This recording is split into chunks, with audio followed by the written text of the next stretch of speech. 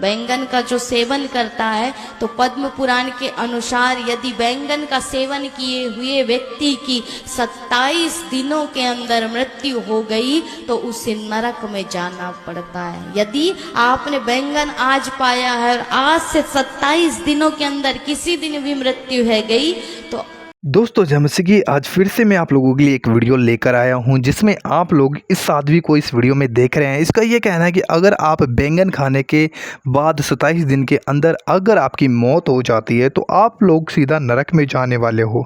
ये कैसा सेंस है भाई, ये कैसी शिक्षा है? आप लोग ज़रूर इस वीडियो को देखिएगा क्योंकि इस वीडियो के आगे भी मैं आप लोगों को बहुत कुछ ऐसा दिखाने वाला हूँ जिसको देखकर आप बहुत हैरान होने वाले हैं। पहले आप इस वीडियो को देखिए फिर आगे बात करते हैं। बैंगन का जो सेवन करता है तो पद्म पुराण के अनुसार यदि बैंगन का सेवन किए हुए व्यक्ति की 27 दिनों के अंदर मृत्यु हो गई तो उसे नरक में जाना पड़ता है। यदि आपने बैंगन आज पाया है और आज से 27 दिनों के अंदर किसी दिन भी मृत्यु है गई तो नरक का वो भागीदार बनता है। इसलिए बैंगन का सेवन कभी नहीं करना चाहिए। तू नारी नहीं पिशाचनी है, पिशाच। अभी दोस्तों आप लोगों को जरूर इस वीडियो को देखने के बाद में हंसी आ रही होगी और आप लोग सोच रहे होंगे कि भाई कैसी कैसी शिक्षा देने वाले लोग इस संसार में पहुंच गए हैं। आप लोग देख रहे हैं बच्चे तक भी शिक्षा देने के लिए पहुंच गए हैं। छोटे छोटे बच्चे जिनको दूध पीने की अकल नहीं है उनको भी बाबा बनाकर बैठा दिया जाता है और ये ऐसी शिक्षाएं फिर लोगों को देते हैं क्योंकि बोलने के लिए ज्ञान चाहिए, ज्ञान होता नहीं है। लोगों को मूर्ख बनाने के लिए तरह तरह की बातें बोलते रहते हैं और लोग विश्वास करते रहते हैं। जैसे कि ये गोबर खिलाने वाला बाबा जिसका वीडियो कल मैंने आपको दिखाया था। लेकर क्या ख्याल है आप? ये तो गौ माता का गोबर है। अब पता नहीं आप जर्सी का ले आए कि भैंस का ले आए। अच्छा, अब ये भेद भी हो जाएगा?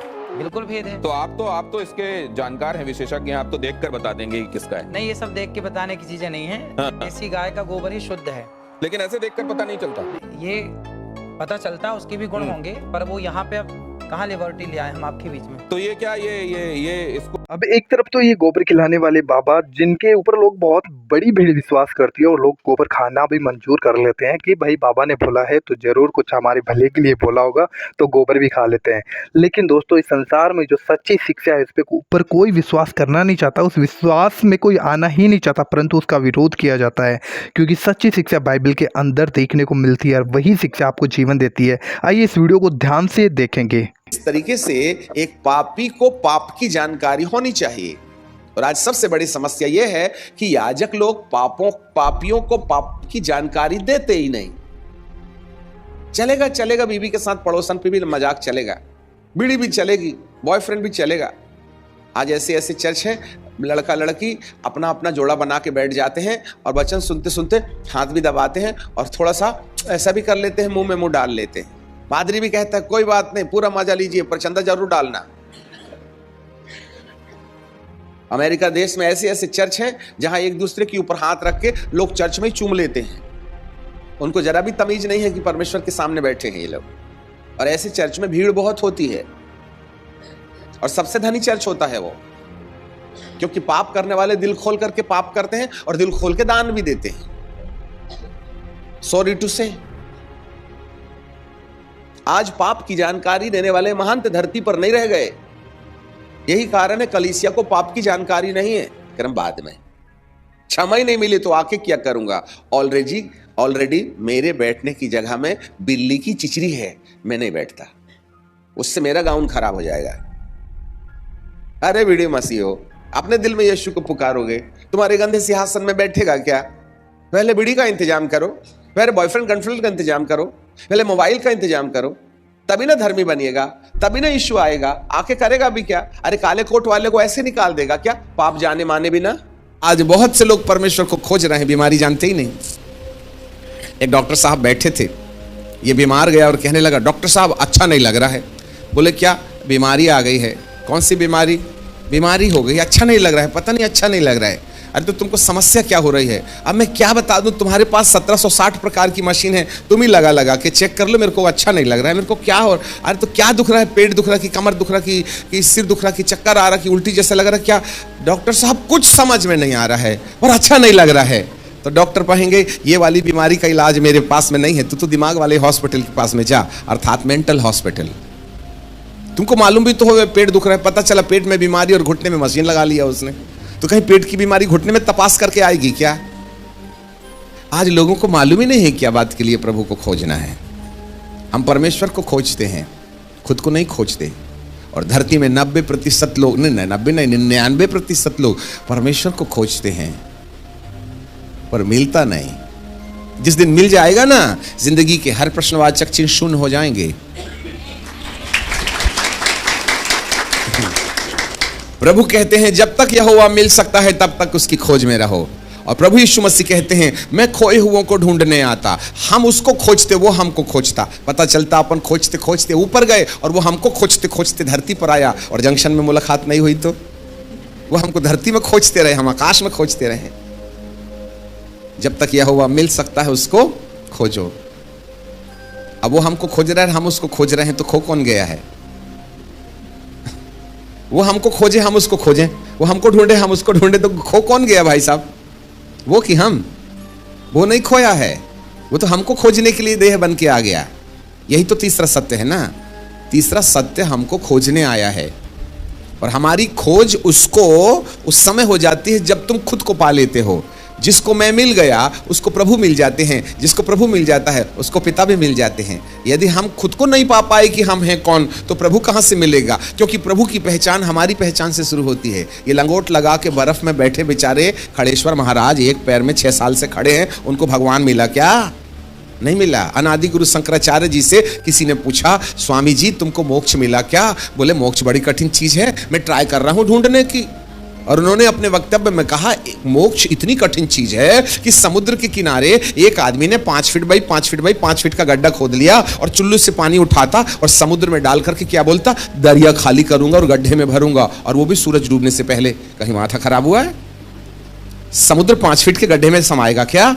और वो भी चुल्लू से और सूरज डूबने के पहले से। जैसा समुद्र खाली करके 5 फीट के गड्ढे में डालना कठिन है, वैसा ही मोक्ष भी कठिन है। इसका मतलब है बाइबिल को छोड़ के और कोई मोक्ष की परिभाषा नहीं दे सकता। और हम बाइबिल के खोजियों, परंतु कई बार हम जो बाइबिल के को खोजी हैं उनको भी तो कई बार नहीं मिलता है ना। जी हाँ मेरे प्रियो, परमेश्वर ने हमें बड़ी फुर्सत से बनाया है। हम दो दुनिया के संगम हैं। एक पद आज हम आपके लिए पढ़ना चाहते हैं, और वो है पहला कोरिन्थियों की किताब और उसका 15 अध्याय और उसके 19 पद को। 1 Corinthians chapter 15 and verse 19 है। यहां लिखा है यदि हम केवल इसी जीवन में मसीह से आशा रखते हैं तो हम सब मनुष्यों में अधिक अभागे हैं।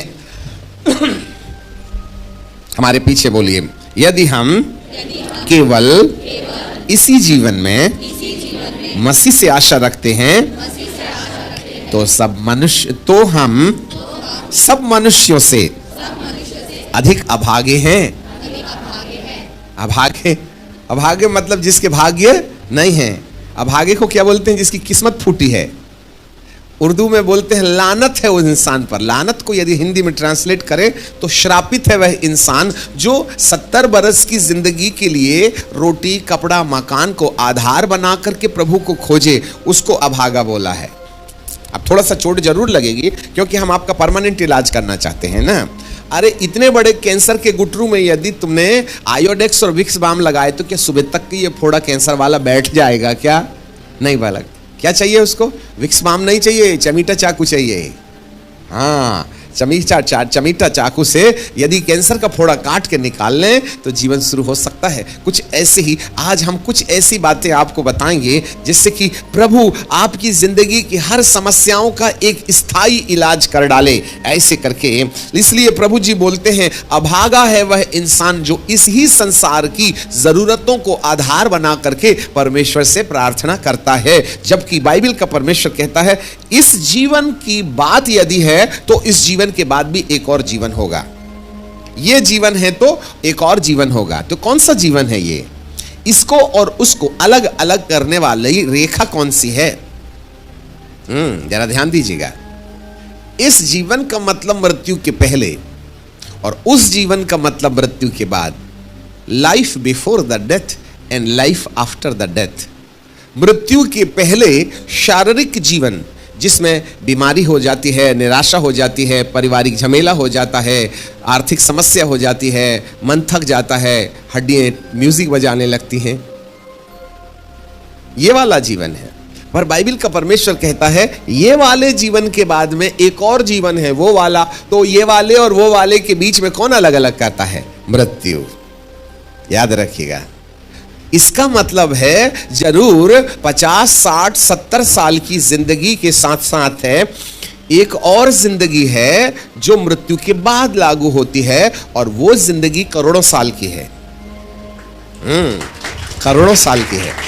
ये जिंदगी 70 साल की है और वो जिंदगी करोड़ों साल की है। इंसान 70 साल की जिंदगी के लिए रोटी, कपड़ा, मकान, चंगाई, छुटकारा, आशीर्वाद, घर, कार, बंगला, बीबी, टीवी, पता नहीं क्या क्या खोजता बेचारा, और बूढ़ा होकर के सब छोड़ के पैदल चला जाता, चड्डी बनियान भी साथ नहीं ले जाता। कमाए थे हमने, क्या नहीं किया। जिंदगी बचपना खेल खेल करके खो दिया, जवानी नींद भर सोया, और अधेड़ उम्र बाल बच्चों के लिए पैसा कमा कमा के पेंसिल समान जिंदगी घस दी, और जब बुढ़ापा आया तो हड्डियां म्यूजिक बजाने लगी। अब पेट दुख रहा है, कमर दुख रहा है, फिर जो रोना शुरू हुआ, फिर हम बाजार जाते हैं और खंजरी उठा लाते हैं और बुढ़ापे में खंजरी बजाना शुरू कर देते हैं। तो नाती पोते बोलते हैं दादा जवानी में गाना नहीं गाए, आजकल तुमको बड़ा गाने का शौक हो गया। तो दादा क्या बोलते हैं, बेटा धरती बहुत भोग लिया, अब ऊपर भी तो रिजर्वेशन कराना पड़ेगा ना। आपको ये ख्याल कब आया था? जब एक पैर कब्रिस्तान में है, जब डॉक्टर बोलता है थोड़े से दिन बचे हैं, तब भगवान के दरबार में आ जाते हैं। पूरी जिंदगी इंसान ने पेंसिल सामान घस दी और मरने के करीब करीब खंजरी उठा करके भगवान की भक्ति करता है। लोग बुढ़ापे में बपतिस्मा लेते हैं जब मालूम हो गया कि लाइन क्लियर हो गया है। हालेलुया। तो ऐसे लोगों को तो अभागा ही ना बोला है। तुम्हें बिल्कुल आखिर में याद आती है कि एक और जिंदगी है। अभी तक हमको, जब तक नाती नतरे नहीं हुए थे ना, तब तक हमको लगता था जिंदगी यही है। शादी तो कर दी बेटे की, बेटा जल्दी से पोता दिखा दे। अब जैसे तैसे पोता, तो दादा क्या बोलता, वाह मजा आ गई, 50% काम ओवर। फिर वो बोलता है मुझे बेटा एक पोती भी दिखा दे, बोले तो पोती भी आ गई। तो फिर बुढ़ा बाबा क्या बोलते हैं, हे प्रभु अब सब देख लिया, तू अब अपने पास बुला ले। तो प्रभु कहते हैं यही देखने पैदा हुआ था क्या? समझ में आ गया? पोता पोती देख के पैदा हुआ था, पोता पोती देखने पैदा हुआ था क्या? ऐसे लोगों को तो बाइबल में लिखा भागा, मतलब किस्मत फूटी पोता देखने वाले की। हमें मालूम ही नहीं हम पैदा किया बात के लिए हो गए। मेरा परमेश्वर हमको इस धरती के अंदर 6वें दिन बड़ी फुर्सत से इसलिए थोड़ी बनाया था कि पोता पोती देख के मर पड़ो तुम। चंगाई का ड्रम बजा रहे, आशीर्वाद का, नौकरी और चाकरी का। ठीक है, ये 70 बरस की जिंदगी में काम आता है, परंतु एक और जीवन है, उसके बारे में भी तो चिंता करो। मृत्यु के बाद वाले जीवन की भी तो चिंता कीजिएगा। और जिस समय मृत्यु के बाद वाले जीवन की चिंता में सफल हो गए ना, तो ये वाली चिंता के जितने भी प्रश्नवाचक चिन्ह हैं बिना भगाए भाग लेंगे। जो अपनी जिंदगी में प्रभु परमेश्वर क्या बात के लिए धरती पर पैदा किया, हम कैसे परमेश्वर की इच्छा पूरी कर लें, यदि हम इसमें सफल हो गए तो जितनी भी असफलता हमारे शारीरिक जीवन में है, चाहे बीमारी से जुड़ी हो, चाहे परिवार से जुड़ी हो, चाहे धन व्यापार से जुड़ी हो, चाहे नींद नहीं आने वाली समस्या हो, चाहे ये समस्या हो, वो समस्या हो, सारी समस्या जड़ पीड़ से उखड़ जाएगी। जड़ पीड़ से उखड़ जाएगी। इसलिए हम कहीं ना कहीं वो बात में वहां हम पहुंच जाएं जहां पहुंचने के बाद ये सारी समस्याओं का समाधान हो जाता है। दोस्तों मैं उम्मीद करता हूं कि आप लोगों ने जरूर ध्यान से परमेश्वर के वचन को सुना होगा, और ऐसे बाबाओं को भी आप लोगों ने देख लिया होगा जो लोगों को गोबर खिलाने पे पूरा विश्वास करते हैं। गोबर खिलाओ, जानवरों का पेशाब पिलाओ, और लोग आनंद के साथ पीते हैं, जैसे भाई कोई ड्रिंक हो, कोई चीज़ हो जिसको आराम से खा लेते हैं, क्योंकि भाई अंधभक्त हैं, चोला पड़ा हुआ है, अंधकार का पर्दा पड़ा हुआ है और उसे हटाने की कोशिश नहीं करते। लेकिन बाइबल के जो परमेश्वर के जो सच्चे दास हैं वो ऐसी शिक्षाओं को प्रचार करते हैं जो लोगों की जीवन को बदलती है। जो कोई उन शिक्षाओं पर चलता है वो अपने जीवन को बदलता हुआ देखता है। परमेश्वर अपराध को क्षमा करता है, पाप के जीवन से बाहर निकालते हैं, लेकिन पाप का प्रचार कोई नहीं करेगा, लोगों को और पाप में डाल दिया जाता है। आने वाले दिनों में मैं आप लोगों के साथ में ऐसे ऐसे वीडियो शेयर करने जा रहा हूँ जिनको देखकर आप खुद हैरान होने वाले हैं।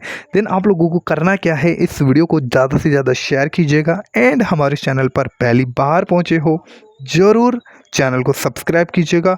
प्रभु आपको बहुत आशीष दे। जय मसीह की।